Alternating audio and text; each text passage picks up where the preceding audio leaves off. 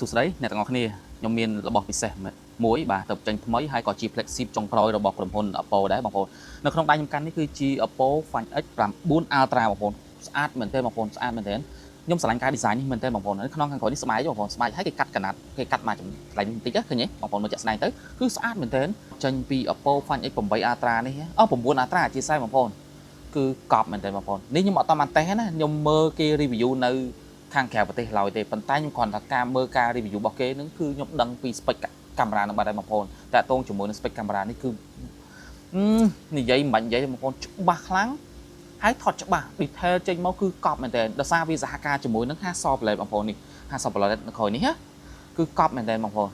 សម្រាប់ Oppo Find X 9 Ultra ដែលជាកម្ពុជា smartphone flagship ចុងក្រោយបង្អស់ក្នុងឆ្នាំ2026នេះវាមានគុណសម្បត្តិលេចធ្លោខ្លាំងជាច្រើនពិសេសលើផ្នែកកាមេរ៉ានិងកម្លាំងម៉ាស៊ីនបងប្អូនមុននឹងខ្ញុំតេស្តសមត្ថភាពកាមេរ៉ាខ្ញុំនឹងនិយាយអំពី spec ខ្លះៗនៃកាមេរ៉ា Oppo Find X 9 Ultra នេះបាទសម្រាប់ Oppo Find X 9 Ultra នេះគឺបានសហការជាមួយនឹងក្រុមហ៊ុន Hasselblad ដើម្បីធ្វើឲ្យការថតរូបមានភាពច្បាស់លាស់ស្អាតច្បាស់ detail ខ្លាំងបងប្អូនកាមេរ៉ាកម្ពុជាអាជីព Hasselblad Penta Camera សម្រាប់កាមេរ៉ាគោលមានទំហំទៅដល់200 megapixel បងប្អូនដោយវាប្រើ sensor Sony LY-TIA 901ទំហំ1លើ1.12 អ៊ីងផ្ដល់រូបភាពច្បាស់និងថតយប់បានល្អបំផុតបងប្អូនអ្វីដែលពិសេសនោះគឺវាមាន dual periscope zoom គេហៅថាកាមេរ៉ាពង្រីក telephoto ចំនួន2គ្រាប់ដោយមួយគ្រាប់មានទំហំ200 megapixel zoom 3x optical និង50 megapixel zoom 10x optical ដែលអាចពង្រីកឆ្ងាយដោយមិនបែករូបភាពបងប្អូនអូអស់តោះហើយមាន Hasselblad Master Mode ជួយឲ្យពណ៌រូបភាពចេញមកមានលក្ខណៈបែបធម្មជាតិនិងបែបសិល្បៈដោយកាមេរ៉ាអាជីពសម្រាប់អេក្រង់របស់វាគឺជាអេក្រង់ដែលមានកម្រិតកម្ពស់ Pro HDR display ដែលមានទំហំរហូតដល់ 6.82 អ៊ីងជាប្រភេទ LTPO AMOLED ល្បឿនរហូតដល់ 144Hz និងកម្រិតបង្ហាញ 2K QHD+ សម្រាប់កម្រិតពន្លឺភ្លឺខ្លាំងរហូតដល់ 3600 nit peak brightness ងាយស្រួលមើលទោះស្ថិតនៅក្រោមពន្លឺថ្ងៃខ្លាំងប៉ុណ្ណាក៏ដោយសម្រាប់កម្លាំងម៉ាស៊ីនរបស់វាគឺវាបំពាក់បន្ទះ chip Snapdragon 8 Elite Gen 5ជា chip ខ្លាំងបំផុតលំដាប់ពិភពលោកបង្កើនល្បឿន game និងការងារធំៗបានយ៉ាងរលូនសម្រាប់អង្គផ្ទុកទិន្នន័យបងប្អូនដែលវាមាន RAM ចាប់ពី12និង 16GB បាទប្រភេទ LPDDR5X និងមានម៉ាស៊ីនចាប់ពី 256GB រហូតដល់ 1TB UFS 4.1 បងប្អូនអូអស់តោះសម្រាប់ប្រព័ន្ធប្រតិបត្តិការរបស់វាដើរដោយ Android 16និង ColorOS 16ថ្មីបំផុតសម្រាប់ទំហំថ្មនៅក្នុងទូរស័ព្ទ Oppo Find X 9 Ultra នេះគឺវាមានទំហំរហូតដល់ 7050 mAh ប្រើបច្ចេកវិទ្យា Silicon Krypton ធ្វើឲ្យកាន់ថ្មបានយូរជាងទូរស័ព្ទដទៃសម្រាប់ការសាកថ្មល្បឿនលឿនវាសាកខ្សែ 100W SuperVOOC និងសាកខ្សែ 50W AirVOOC លក្ខណៈពិសេសផ្សេងទៀតគឺវាមានអក្សរការពារធូលី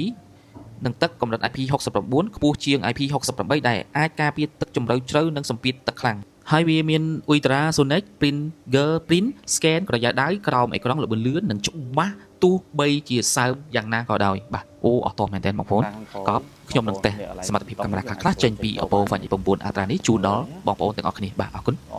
ស្ដីបងប្អូនទាំងអស់គ្នានេះគឺជាវីដេអូដែលខ្ញុំថតពីកាមេរ៉ាខាងមុខរបស់ Oppo Find X 9 Ultra បងប្អូននេះកាមេរ៉ា selfie ខាងមុខតើកម្រិតវីដេអូយ៉ាងណាដែរបងប្អូនអាចមើលចាក់ស្ដែងខ្ញុំឆ្លាញ់ទៅលើ skin tone របស់វាគឺ slow មែនទេបងប្អូនស្អាតសាច់ម៉ត់ហើយខាងក្រោយបងប្អូនមើលខាងក្រោយ background ក្រោយគឺស្អាតដែរបងប្អូនខ្ញុំមើលចាក់ស្ដែងនេះខ្ញុំថតខាងមុខគឺ 4K 30fps បាទតែថងជាមួយនឹងកាមេរ៉ាខាងមុខនេះគឺល្អហើយកាមេរ៉ាខាងមុខនេះគឺវាមាន lens ល្អមែនទែនបងប្អូនវាមានចាប់ពីត្រឹម 0.8 បាទវាអាចឲ្យទលាយតោះមកខ្ញុំដាក់1គុណហើយនេះគឺខ្ញុំដាក់2គុណមើលមុខចិត្តមែនទែនបងប្អូនអានេះ2គុណនេះគឺឃើញមុខយើងឡើងចិត្តហ្មងណាបាទនេះបាទអូអត់តោះស្អាតឡើងស៊ូតហ្មងស្អាតមែនទែនសាច់ខ្ញុំខ្មៅណាស់ហ្មងតែពេលថតនៅក្នុងនេះលើកសម្រស់យើងនេះតាលើកសម្រស់នេះកាមេរ៉ាខាងមុខអញ្ចឹងតិចទៀតខ្ញុំនឹងសាកកាមេរ៉ាខាងក្រោយបាទខ្ញុំតេស្តជាមួយនឹងកាមេរ៉ាខាងក្រោយរបស់ Oppo Find X 9 Ultra ណាខាងក្រោយ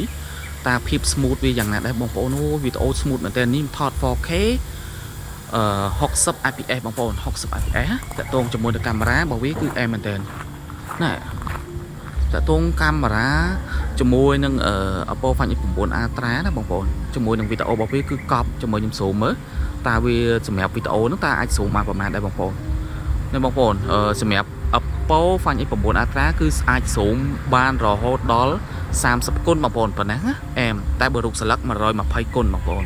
ប៉ុន្តែការស៊ូមរបស់ Oppo Find X 9 Ultra នេះគឺស៊ូម smooth មែនតើចាំមើលខ្ញុំដើរថតមើលខ្ញុំថតអញ្ចឹងហើយតោះមកខ្ញុំនឹងសាក់ selfie បងប្អូន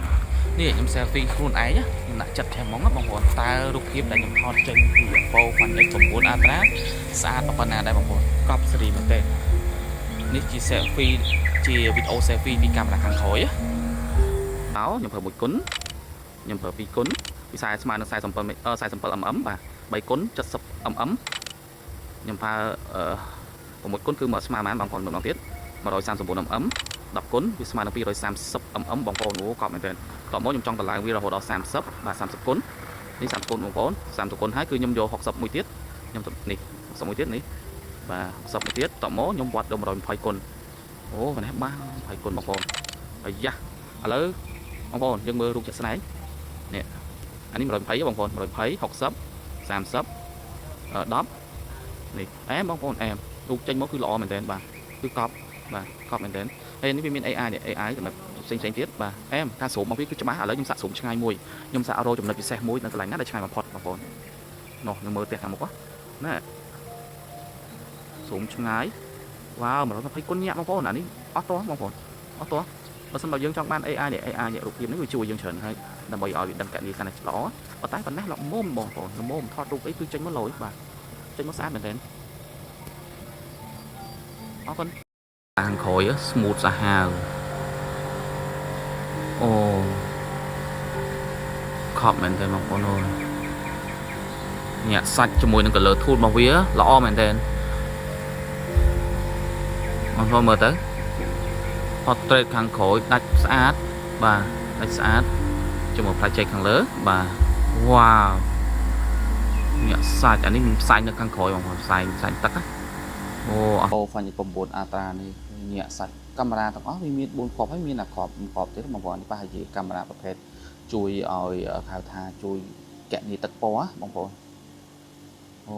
aperture ចាប់ពី f1.5 បងប្អូនអូធំ aperture ល្អមែនទែនជាមួយនឹងសមត្ថភាពកាមេរ៉ារបស់វាបងប្អូនវាថតរហូតបានដល់ HK នេះតាក់ទងជាមួយនឹងវីដេអូរបស់វាគឺថតដល់ HK បងប្អូនគឺវ៉ាវ color ច្បាស់មែនទែនបងប្អូន color ច្បាស់មែនទែនអូហូកប់សេរីអូហូញាក់សាច់សាហាវអូនយល់យ៉ាងណាដែរសម្រាប់ Oppo Find X9 Ultra នេះគឺកប់មែនទែនខ្ញុំស្រឡាញ់ខ្លាំងណានិយាយចំដកចិត្តឲ្យរួចហ្មងបងប្អូនស្រឡាញ់ខ្លាំងមែនទែនអូ my god Oppo ធ្វើលើកនេះគឺល្អមែនទែនបងប្អូនអ្វីដែលខ្ញុំសរសើរទៅបងប្អូនពីមុនគេគិតថា Vivo ល្អឥឡូវ Oppo នេះចង់ខ្លាំងជាង Vivo ទេបងប្អូន300 Ultra Find X9 Ultra ពីនេះគឺtop មែនទេបងប្អូន top ខ្លាំង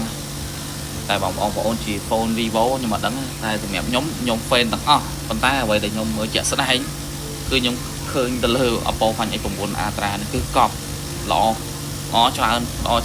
ខ្ញុំអត់អាចតេស្ត spec បានច្រើនបងប្អូនខ្ញុំអត់សូវមានពេលវេលាតេស្តទេអញ្ចឹងខ្ញុំតេស្តបានតិចមែនតែនបងប្អូនសម្រាប់បងដែលគាត់ជា content creator តាក់ទងជាមួយនឹង technology ជាមួយនឹងតាក់ទងជាមួយនឹងការនិយាយអំពី spec របស់វាគឺបងប្អូនអាចទៅមើលគាត់បានខ្ញុំអត់អាចនិយាយបានទាំងអស់ទេគឺគាត់ថានេះជាចំណាប់អារម្មណ៍ខ្ញុំជាអ្នកប្រើមួយដែរបងប្អូនចំណាប់អារម្មណ៍ខ្ញុំផ្ទាល់ជាអ្នកប្រើគឺខ្ញុំពេញចិត្តបាទទៅលើសមត្ថភាពដែលថតចេញពី Oppo Find X9 Ultra នេះបាទអូស្រឡាញ់ណាស់លោកអើយលោ